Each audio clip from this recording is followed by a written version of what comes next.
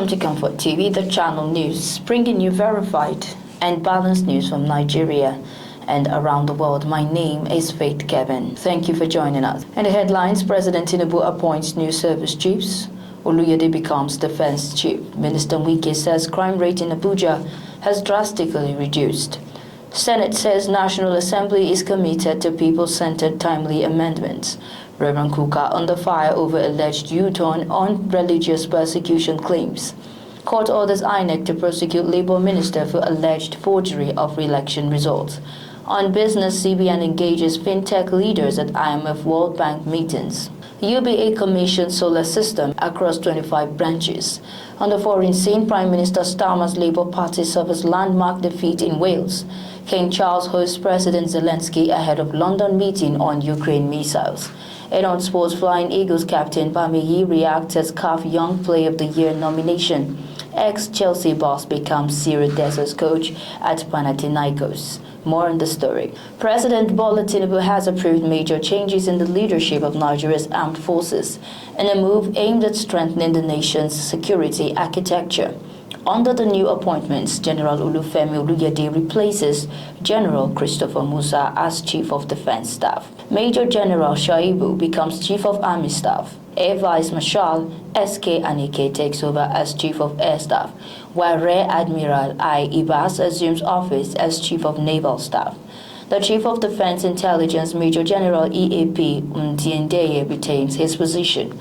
The President commended the outgoing service chiefs for their patriotic service and dedicated leadership, while urging the new appointees to justify the confidence reposed in them and to uphold the professionalism, vigilance, and unity that define the armed forces of Nigeria.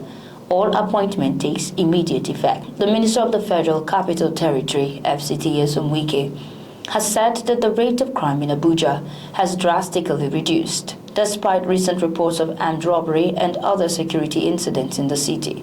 Minister Wike stated this during a media parley with journalists while responding to questions about insecurity and the recent robbery that led to the death of an Arise television journalist, Somto Chukwuchrystal Maduagu. He criticized the perception that insecurity was worsening in the FCT, insisting that such claims were not backed by facts. In 2024, crime on Abuja highways was a common concern among residents and commercial drivers who linked the trend to inadequate transport infrastructure such as bus terminals. But the minister maintained that his administration's intervention and the efforts of security agencies has led to significant improvements. Minister Wike urged journalists to commend security agencies for their efforts rather than painting a bad picture of insecurity with the robbery incident. The Senate has reaffirmed the National Assembly's unwavering commitment to delivering people-centered, inclusive, and timely amendments to the 1999 Constitution, marking another decisive step in Nigeria's ongoing democratic reforms. Speaking at the opening of a two-day joint retreat of the Senate and House of Representatives Committee on the Review of the 1999 Constitution held in Lagos, Deputy Senate President Senator Barau Jibrin APC Kano North emphasized the urgency and importance of the ongoing constitutional review process.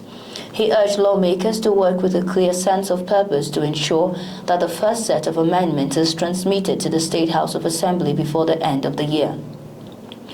Senator Jibrin, who also serves as the first Deputy Speaker of the ECOWAS Parliament, stressed that the review must reflect the will and aspiration of Nigerians, adding that the process offers a vital opportunity to strengthen the country's democracy and governance systems. He cautioned legislators against engaging in competitive or divisive debates, urging them to focus on what will best serve the collective interest of the people. The retreat was convened to provide lawmakers with an opportunity to conduct a detailed close-by-close examination of the proposed constitutional amendments. It will also allow for robust discussions on the legal, political, and socio-economic implications of the changes being considered. Catholic Bishop of Sokoto Diocese, Most Reverend Matthew Kukah, has come under criticism over what has been described as a change in his position on the alleged persecution of Christians in Nigeria.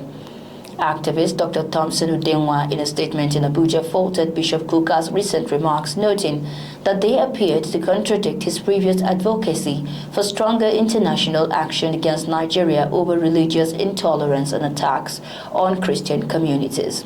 Dr. Udenwa recalled that a few years ago, Bishop Kukah was among those who urged the United States government to designate Nigeria a country of particular concern, CPC, following reports of church burnings, targeted killings, and assaults on Christian populations in the North and Middle Belt. Dr. Udenwa's reaction followed Bishop Kukah's comments at the launch of the Aid to the Church in Need ACN 2025 World Report on Religious Freedom held at the Augustinianum Hall, Vatican City. At the event, Bishop Kukah acknowledged Nigeria's security and governance challenges but advised the international community not to impose sanctions or isolate the country diplomatically. While acknowledging the cleric's emphasis on dialogue, Dr. Udenwa argued that such a position could embolden authorities to continue evading accountability for recurring attacks against communities of faith. He stressed that religious leaders must be consistent and selfless in their advocacy. A fresh controversy has hit President Bola Tinubu's cabinet as the Federal High Court in Abuja has granted leave to the Independent National Electoral Commission (INEC) to prosecute the Minister of State for Labor and Employment, Honorable Kukah over alleged forgery of election results during the 2023 general elections. The court's ruling followed an ex parte motion filed by Honorable Amobi Godwin Oga, a member of the House of Representatives representing Izikwato Umunochi Federal Constituency of Abia State, who accused the minister of falsifying election results from 62 polling units in the constituency. Delivering his ruling, Justice M.G. Umar held that Honorable Oga had proved sufficient grounds and supporting evidence in his affidavit to warrant the court's approval for INEC to initiate prosecution. The legal battle between both politicians dates back to the aftermath of the 2023 general elections. Honorable Oluyede, who contested under the platform of the All Progressives Congress, had approached the National and State House of Assembly Election Petition Tribunal to challenge Honorable Oga's victory, claiming she won the election. However, Honorable Oga, who ran on the Labour Party platform, accused the minister of tendering falsified result sheets marked as Exhibit 3 before the tribunal in an attempt to overturn his victory. The court's latest decision paves the way for INEC to commence investigation and possible prosecution of the 7 ministers for alleged electoral offences. ComfortTV.channel news will return shortly with business, foreign and sports news.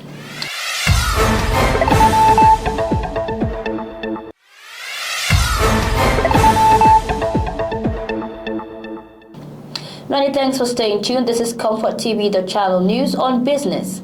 The Central Bank of Nigeria has reaffirmed its commitment to innovation and collaboration in financial system development following a strategic fintech roundtable held on the sidelines of the 2025 IMF World Bank annual meeting in Washington, D.C. CBN Governor Mr. Oluyede stressed that Nigeria's financial system must evolve with global technological change while safeguarding stability and confidence. Participants explored solutions across 5 key themes: innovation and responsible growth, infrastructure and interoperability, legal and policy enablement, compliance and financial integrity, and market confidence. The dialogue reaffirmed Nigeria's position as one of Africa's most dynamic fintech markets and highlighted the need for continued collaboration to sustain investor confidence and capital inflows. Governor Cardoso noted that insights from the Washington Roundtable will feed directly into the bank's ongoing stakeholder consultations and reform agenda.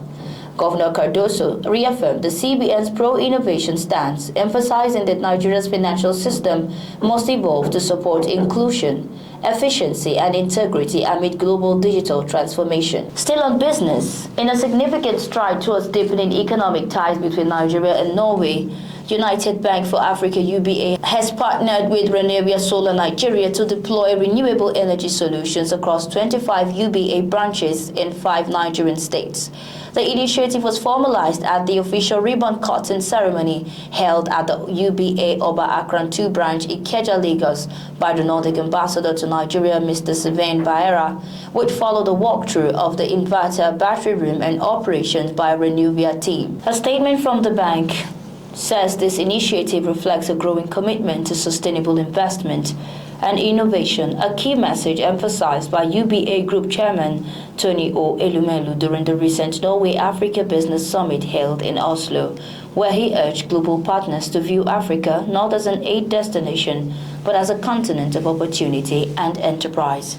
Giving his remarks, CEO Empower New Energy, Mr. Terje Osmundsen, stated that Empower New Energy is proud to be the financing partner for landmark project with Renewia Solar Energy, supporting UBA's commitment to cleaner and more reliable energy. On foreign news, Britain's ruling Labour Party lost a regional parliament seat in its traditional stronghold of Wales, an ominous sign for embattled Prime Minister Keir Starmer ahead of wider local elections next year.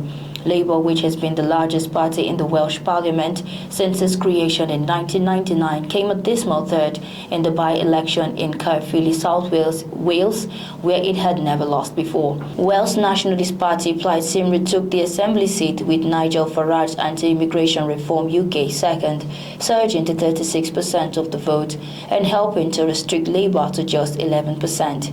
Victoria's Plaid Cymru candidate Lindsay Whittle said at the count that Labour's vote vanished into thin air.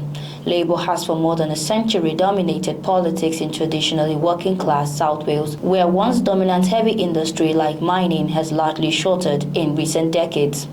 The party has held the Caerphilly seat in the UK Parliament since its 1918 creation, and in the Welsh Parliament known as the Senedd since it was formed almost 30 years ago. Ukraine's President Volodymyr Zelensky met King Charles III at Windsor Castle before a meeting of Kyiv's key backers, where Britain's Prime Minister will call on Europe to deliver more long-range missiles. Kyiv's Western allies have raised pressure on Moscow as the war enters its fourth winter, with the United States and European Union both announcing new sanctions this week on Russian energy aimed at crippling its war economy. EU leaders also took steps towards funding Ukraine's defense for another 2 years, although they stopped short of greenlighting a mammoth reparation loan backed by freezing Russia assets. NATO Secretary General Mark Rutte, Denmark Prime Minister Mette Frederiksen, and the Netherlands Dick Schoof are expected to attend a London summit, with other leaders including French President Emmanuel Macron joining virtually. The nearly 4-year war continues to grind on despite US and European efforts to force Russian President Vladimir Putin to the negotiating table, with Moscow battering Ukraine's energy grid this week in deadly drone and missile attacks. On sports, Flying Eagles captain Daniel Bameyi has expressed his excitement after being shortlisted for the 2025 CAF Young Player of the Year award. The young defender has enjoyed a steady rise in recent months following his move to Europe, where he currently plays for Slovenian side NK Primože. Bameyi's performance at the youth international level have earned him continental recognition. The nomination boosts him as one to watch in the near future. Bameyi joins Victor Osimhen and Stanley Nwabali as part of the Nigerian players nominated for honors at this year's CAF Awards. Osimhen is in the running for the CAF Men's Player of the Year, while Nwabali is shortlisted for the Goalkeeper of the Year award. Still on sports, Greek Super League club Panathinaikos have announced the appointment of former Chelsea coach Rafael Benitez as their new coach. Panathinaikos have had an interesting start to the season. They sacked Real Victoria last month after they lost to newly promoted Kifisia in their third game of the Greek Super League season. Since then, Christos Kontis has been working as interim coach, even as the club has been linked with many tacticians in recent weeks. But now, following Panathinaikos' 3-1 loss in the Europa League on Thursday, the club has confirmed the appointment of Benitez as their new coach. The 67-year-old Spanish tactician has a big CV, having coached in Italy, Spain, and England. He has also won the UEFA Champions League and the Europa League. The Super Eagle star will hope that he shines under his new boss. And that's our news bulletin for today. But before we go, here is a recap of our top story. President Tinubu appoints new service chiefs. Oluyede becomes defense chief. Minister Wike says crime rate in Abuja has drastically reduced. Senate says National Assembly is committed to people-centered timely amendments. Reverend Kukah under fire over alleged U-turn on religious persecution claims. Court orders INEC to prosecute a Labour minister for alleged forgery of election results. On business, CBN engages fintech leaders at IMF World Bank meetings. On foreign, Prime Minister Starmer's Labour Party suffers landmark defeat in Wales. And on sports, Flying Eagles captain Bameyi reacts after CAF Young Player of the Year nomination. Thanks for watching. For breaking news, exclusive interviews and more, follow us online at ComfortTV.channel on all platforms. Remember to like and share our videos, subscribe to our channel and click on the notification bell so you don't miss out on any updates. My name is Faith Kevin. Until next time, stay informed, stay connected.